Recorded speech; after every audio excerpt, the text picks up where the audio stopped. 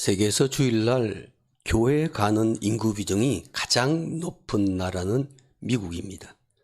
통계적으로 보면은 코로나 팬데믹 이전에는 미국인들의 44%가, 즉 2명 중 1명꼴로 일요일 아침 주일이 되면은 반드시 교회 간다, 그런 통계가 발표된 적이 있습니다. 각 나라들을 비교해 보면요, 비슷한 통계인데 주로 잘 사는 나라, 선진국일수록 주일날에 교회 가는 인구가 훨씬 더 높다는 것을 통계적으로 볼 수가 있죠. 에머슨 파스틱이라는 사람이 미국 사람들이 교회 나가는 이유 4가지에 대해서 조사를 해서 발표를 했습니다. 첫째는 생활 관습 때문에 주일이 되면은 반드시 교회를 간다, 그렇게 대답하는 사람들이 많이 있었다고 합니다. 둘째는 목사님의 설교를 듣기 위해서 교회 간다라고 말하는 사람들이 있었고요. 셋째는 교회 나가서 활동하게 되면은 지역사회에서 인정과 그리고 그들에게 칭찬을 받기 때문에 교회를 나간다, 그렇게 대답을 했다고 합니다. 마지막 4번째는 마음의 위안을 얻기 위해서 주일날 교회 나간다, 그렇게 대답을 했다는 것입니다. 여러분은 무엇 때문에 주일날 교회에 오십니까? 오늘 주일이 되어서 이 아침 저와 여러분들이 교회에 나와서 함께 모였는데 우리가 무엇 때문에 교회에 나오게 되었는가? 물론 앞에서 말씀드린 이런 것들도 우리가 주일날 교회에 모이는 이유가 되기도 하지만 이보다 더 중요한 본질적인 것은 하나님께 예배하기 위함인 줄로 믿습니다.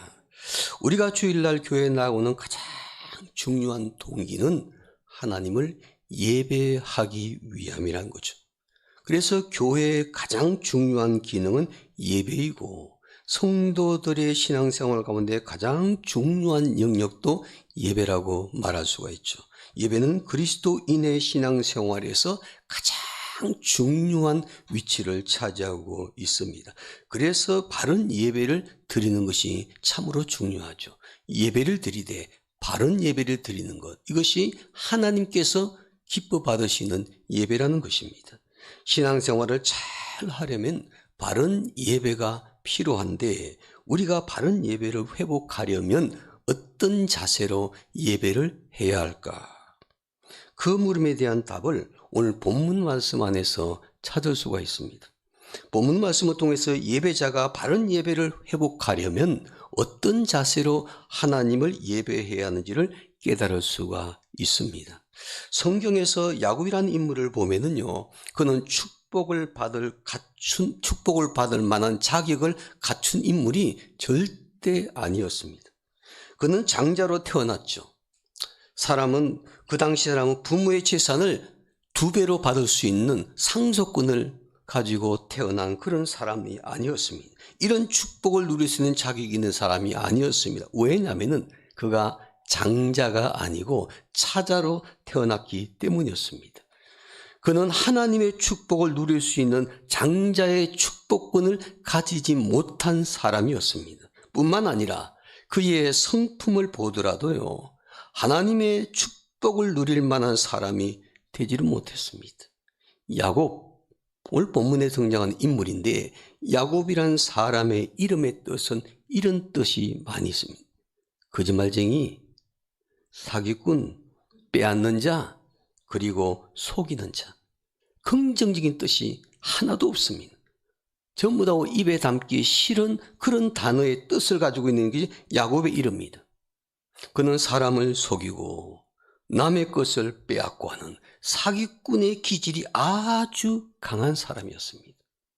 그런데 그가 하나님께 축복받는 사람이 되었습니다. 물질의 축복도 풍성히 받았고 자녀의 축복도 풍성히 받았고 이스라엘 12지파를 지은 시조가 되었습니다. 물질적인 축복과 영적인 축복을 함께 누렸던 사람이었습니다. 그가 남의 것을 빼앗고 속이고 사기꾼 되고 거짓말쟁이였기 때문에 이렇게 축복받은 것이 아니었다는 것입니다. 그가 이런 축복을 받을 수 있었던 이유가 무엇이었을까? 성경에 보면 결정적인 시기에 하나님께 예배를 드린 사람이었습니다. 바른 예배, 참된 예배를 드린 사람이 되었기에 하나님께서 이토록 야곱을 축복하셨던 것을 볼 수가 있죠. 야곱의 생애를 보면 그가 하나님의 축복을 받는 중요한 신앙적 결단을 몇 차례 하는 것을 성경 말씀을 통해서 볼 수가 있는데, 오늘 본문 말씀이 바로 그 첫 번째 결단입니다. 야곱은 하나님께 바른 예배를 드리며 신앙 결단을 해서 그의 생애에 축복의 문을 활짝 열었던 사람이었습니다. 바른 예배를 통한 신앙적 체험과 결단이 그가 성공하는 인생을 살 수 있는 중요한 전환점이 되었다는 것입니다. 바른 예배가 그의 인생을 바꿔놓은 것입니다. 그러므로 우리도 우리의 드리는 모든 예배는 바른 예배를 통해서 하나님 앞에서 신앙적인 결단에서 야곱처럼 하나님의 축복을 누릴 수 있는 그런 성도들이 꼭 되시기를 주님의 이름으로 축원합니다. 본문에 보면은 야곱은 베델이라는 곳에서 하나님을 만나고 하나님을 예배합니다. 그런데 우리가 한 가지 주목해야 될 점이 있죠. 야곱이 하나님을 예배하고 있는 그 삶의 상황이란 것입니다. 야곱은 형 에서의 장자권을 빼앗은 사람이라고 잘 알고 있지는 않습니까? 아버지를 속이고 장자의 축복 기도를 받았던 사람이었습니다. 그래서 형 에서가 자기를 죽이려고 하고 생명의 위협을 느끼고 도망을 가고 있는 중인데, 야곱이 처한 환경을 보니까 현재 상황도 어렵고 힘든 것은 분명합니다.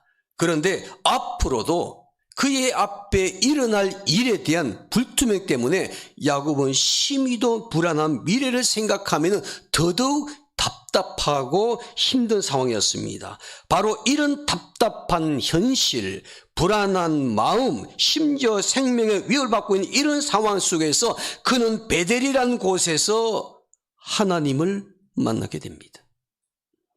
야곱은 그의 생에 가장 고독하며 가장 답답하며 가장 절망적인 상황에서 하나님을 만났다는 것입니다.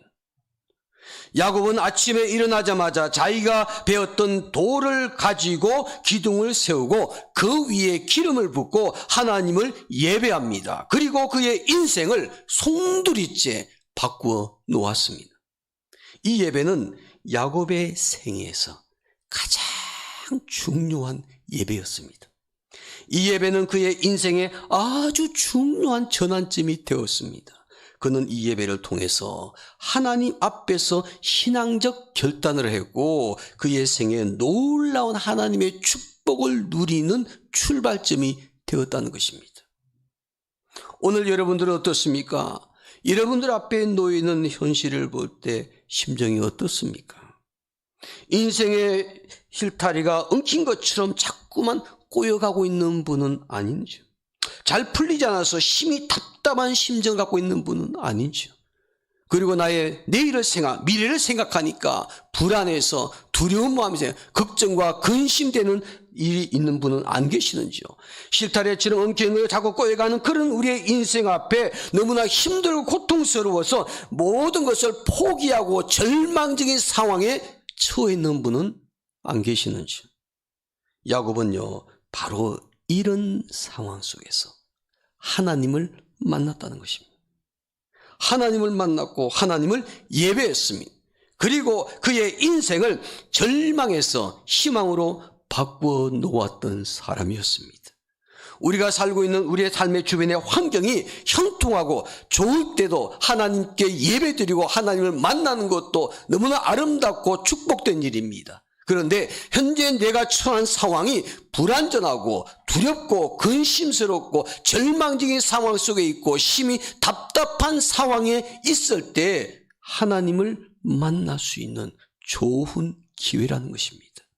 하나님을 바르게 예배할 수 있는 기회라는 것입니다. 오늘 저와 여러분들의 인생의 야곱처럼 이런 환경 속에 있다면은 하나님을 만나고 하나님을 예배함으로 말미암아 절망의 인생을 소망의 인생으로 바꾸어 놓을 수 있는 사람, 축복의 전환점으로 만들 수 있는 그런 성도들이 꼭 되시기를 주님의 이름으로 축원합니다. 자, 그러면 우리가 바른 예배를 야곱처럼 회복해서 하나님께 드리려면 우리가 예배할 때마다 어떤 자세를 가져야 될까? 성경적인 바른 예배 회복에 대한 말씀을 함께 나눕니다. 첫째로 바른 예배를 회복하려면요, 예배할 때마다 하나님의 임재를 체험하셔야만 합니다. 예배할 때마다 하나님의 임재를 체험하는 사람, 바로 이런 사람이 바른 예배를 드리는 사람이에요. 오늘 성경 말씀해 볼까요? 16절 말씀, 야고보서 보시바 16절 말씀 우리 한 목소리로 합독하도록 합니다. 야곱이 잠에 깨어 이르되 여호와께서 과연 여기 계시거늘 내가 알지 못하였도다. 야곱이 그 베델이라는 곳에서 하나님을 만나기 전에는 내가 있는 곳에 하나님께서 임재해 계신다는 것을 알지 못했다는 것입니다. 그런데 야곱이 바른 예배를 회복하는 그 시점에는 잠에서 깨어보니까 과연 여기도 하나님이 계시는구나. 우리 집에만 하나님이 계시는 것이 아니라 내가 머무는 그곳에 하나님이 계시는구나. 하나님의 임재를 강력하게 야곱이 경험하게 됩니다. 그때 비로소 야곱이 하나님을 바른 자세로 예배하게 되더라는 거죠. 하나님의 임재를 느낀다는 것은 이런 거죠. 우리가 매주일마다 교회 와서 예배 드릴 때 그냥 우리 성도들이 모여서 우리끼리만 예배 드린다고 생각한 것이 아니라 우리가 예배 드리는 것이 아니라 이 가운데 하나님이 함께 계신다는 확신을 갖는 거죠. 그러면 우리가 예배를 은혜롭게 드리게 되는 것입니다. 여호와께서 과연 여기 계시는 것을 내가 알지 못하였도다. 오늘 저와 여러분 이 예배가 바른 예배가 되려면 과연 하나님께서 이 성전 안에 계시는구나. 그리고 나의 예배를 보시고 나의 예배를 지금 받고 계시는구나. 그래서 영적으로 느낄 수 있는 사람, 바른 예배를 회복하는 것입니다. 야곱은 하나님을 예배할 때마다 하나님이 그곳에 계신다는 것을 깨닫게 되었죠. 그는 예배할 때 하나님이 그곳에 계신다는 하나님의 임재의식이 분명히 있었습니다.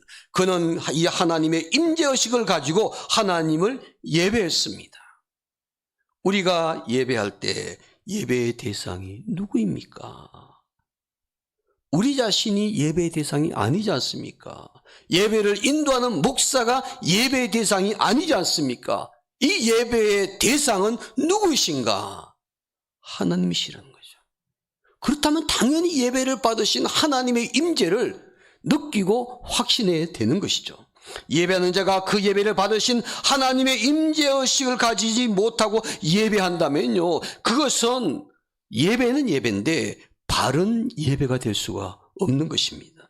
내가 예배할 때 이곳에 이 예배를 받으시는 하나님이 분명히 임재해 계신다는 의식을 가지고 예배하는 것입니다. 그래서 이 예배를 통해서 하나님을 만나고 하나님이 계심을 영적으로 깨달을 수 있어야만 됩니다. C.S. 루이스라는 사람이요, 잘 드리는 예배에 대해서 그의 책에 이렇게 얘기한 문장을 제가 전해드립니다. 좋은 구두는 신어도 신은 줄 모르고 발이 편하고 걷고 싶은 대로 갈 수 있습니다. 좋은 예배도 그렇습니다. 좌석이나 건물이나 인도하는 사람이나 옆에 있는 누구에게도 마음을 빼앗기지 않고 오직 하나님께만 마음을 집중시키는 것입니다. 주변의 환경의 마음을 뺏기지 않고 하나님께만 마음을 집중시키는 예배입니다. 이것이 바로 잘 드리는 예배라고 했습니다. 여러분, 하나님의 임재를 느끼고 사는 이것이 대단히 중요한 예배의 자세입니다. 오늘 우리의 예배는 어떻습니까? 예배를 통해서 하나님의 임재를 경험하고 있는지, 우리는 예배하는 곳에서 하나님이 함께 계심을, 성령의 감동하심을 통해서 매 순간순간마다 느끼고 있는지, 예배할 때마다 하나님의 임재를 느끼는 사람이 예배를 통해서 우리에게 부어주시는 하나님의 놀라운 은혜와 축복을 누릴 수가 있는 것이죠. 예배할 때마다 하나님의 임재를 경험하는 사람이 바른 예배를 드릴 수 있다는 것 꼭 기억하시기를 바랍니다. 둘째로, 바른 예배를 회복하려면요, 예배할 때마다 개인적인 신앙 고백이 있어야만 합니다. 내 신앙 고백. 본문에서 야곱이 하나님을 예배하는 것을 보게 되면은 먼저 하나님의 임재를 깨닫게 되죠. 그리고 그 예배를 통해서 두 번째 단계가 있어요. 자기 자신의 신앙 고백을 하나님 앞에 드립니다. 야곱이 하나님의 임재를 깨닫고 예배할 때 어떤 신앙 고백했는지 오늘 성경 말씀을 통해서 확인해 보겠습니다. 20절과 21절 말씀인데 보시기 바랍니다. 20절 말씀 제가 읽을 테니까 21절 말씀 여러분들이 읽어주시기를 바랍니다. 야곱이 서원하여 이르되 하나님이 나와 함께 계셔서 내가 가는 이 길에서 나를 지키시고 먹을 떡과 입을 옷을 주시어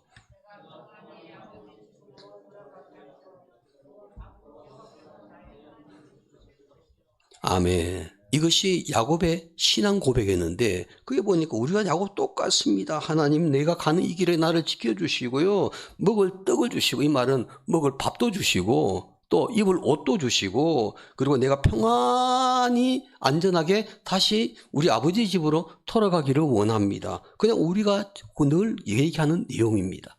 그런데 끝에 있는 내용이 대단히 중요하죠. 여호와께서 나의 하나님이 되실 것이요, 여호와께서 나의 하나님이 되실 것이라. 이것은 야곱의 신앙적인 결심인데, 이 신앙 고백에서의 강조점은 딱 이것입니다. 나의 하나님, 우리 아버지의 하나님, 나를 끔찍하게 사랑했던 내 어머니의 하나님, 내 형제의 하나님, 우리의 하나님이 아니라 나의 하나님. 사실 이걸 보면 야곱이요, 바른 예배를 드리기 전에는 하나님에 대해서 이렇게 고백합니다. 하나님이 우리 아버지 축복해 주셨으니까 그 하나님은 우리 아버지 하나님이시고, 또 나를 늘 돌봐주었던 우리 어머니 하나님이시고 우리 가정의 하나님이신데, 야곱이요, 홀로 떨어졌어.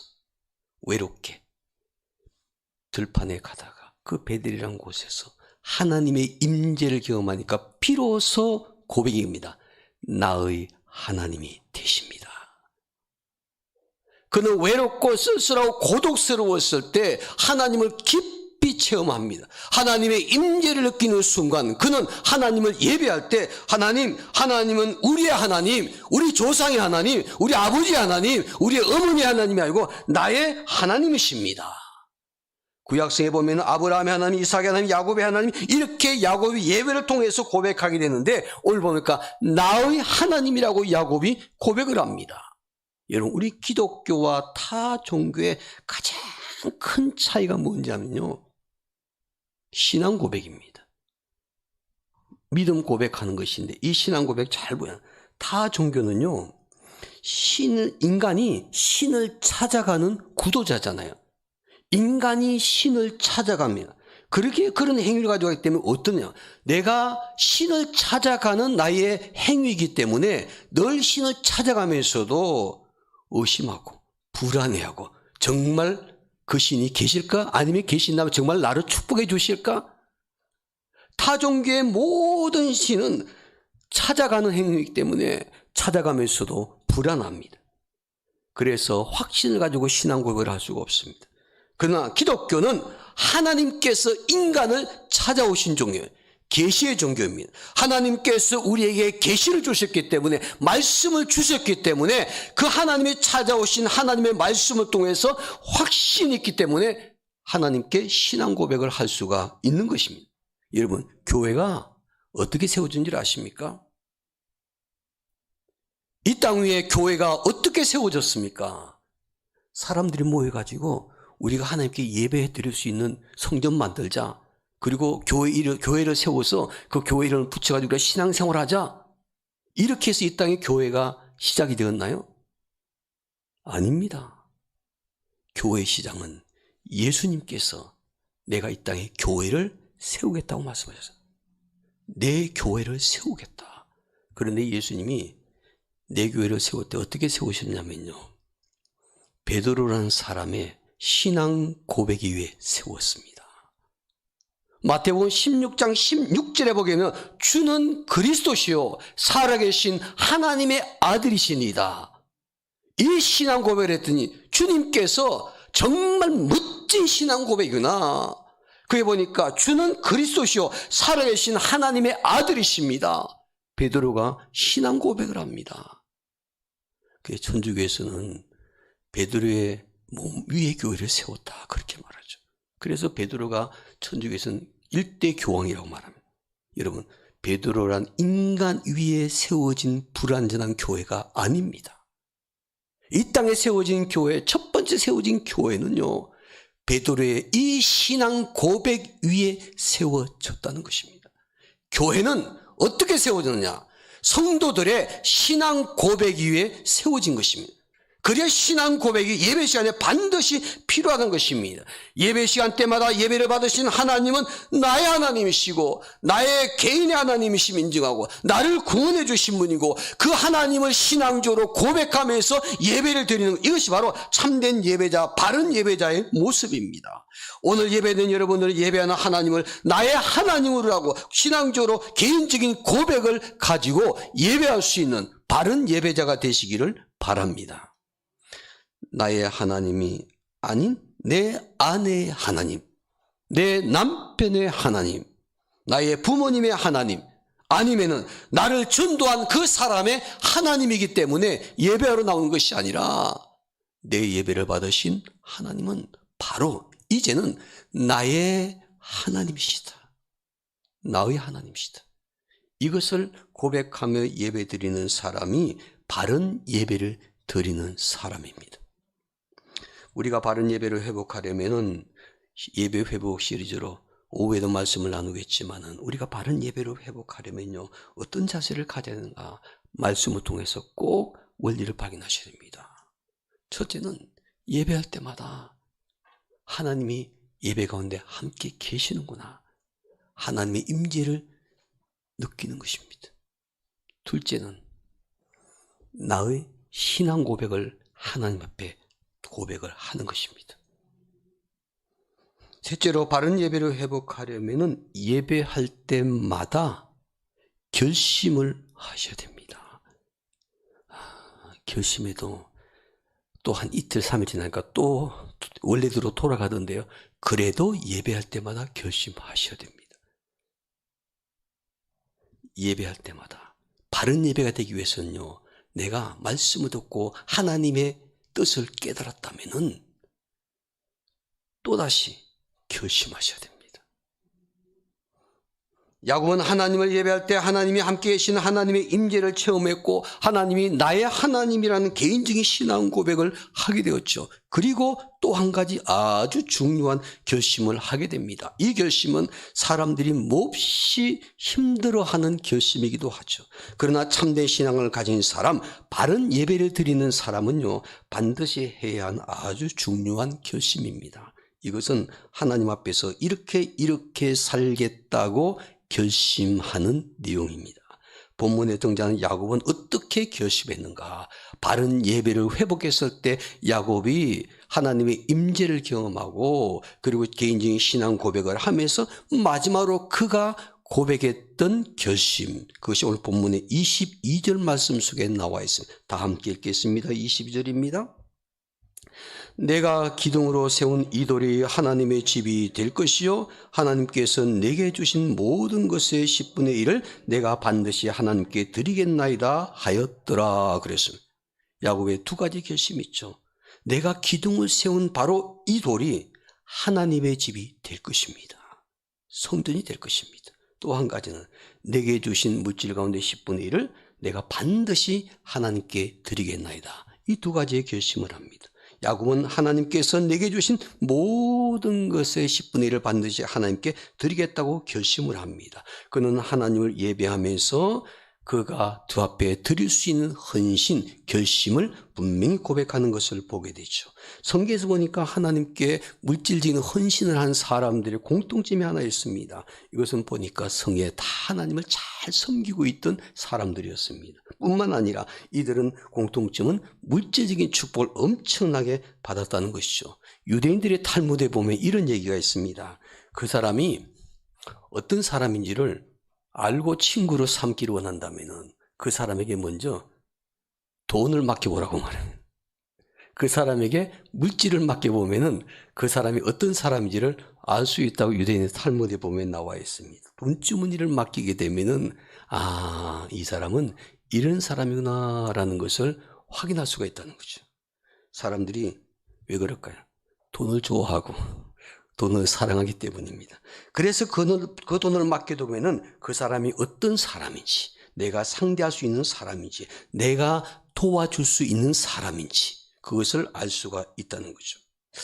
하나님은 우리에게 맡겨주신 물질에 대해서 하나님의 소유권을 인정하는 사람, 그 물질을 잘 관리해서 하나님의 뜻에 합당하게 사용하는 사람들에게 성에 보니까 물질의 복을 부어주시는 것을 보게 됩니다.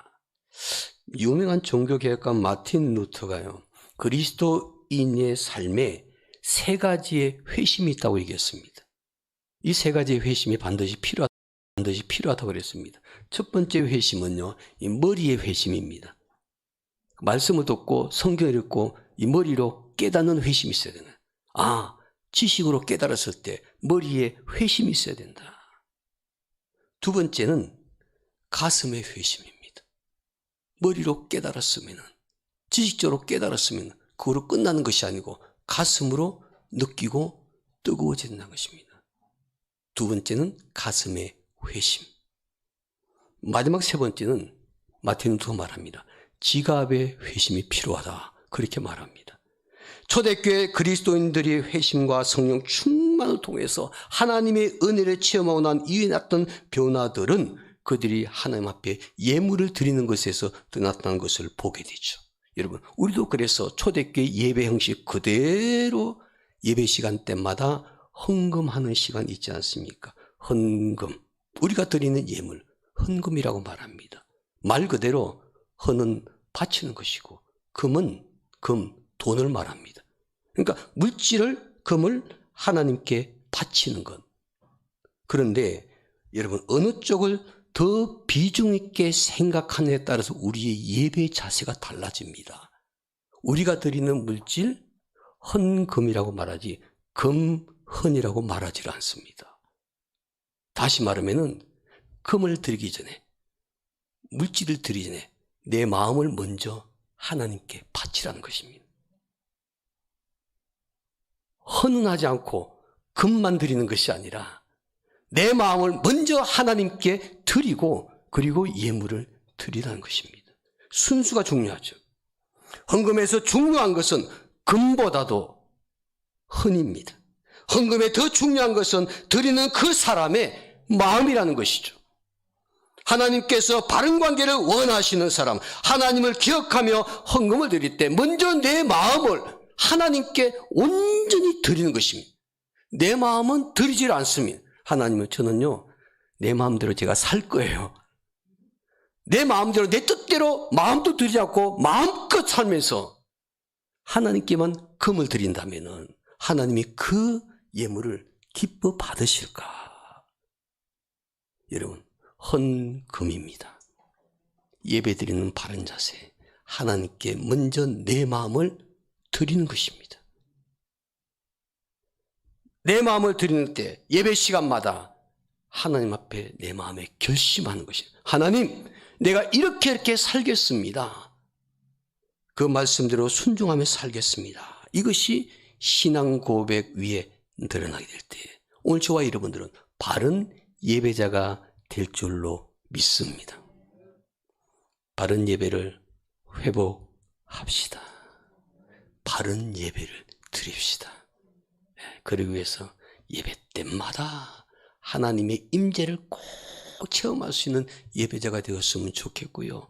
예배 드릴 때마다 내 개인의 신앙 고백을 늘 할 수 있는 예배자가 되었으면 좋겠고요. 마지막으로 마음의 결심을 항상 주님 앞에 고백할 수 있는 그런 바른 예배자가 꼭 되시기를 주님의 이름으로 축원합니다. 기도합시다.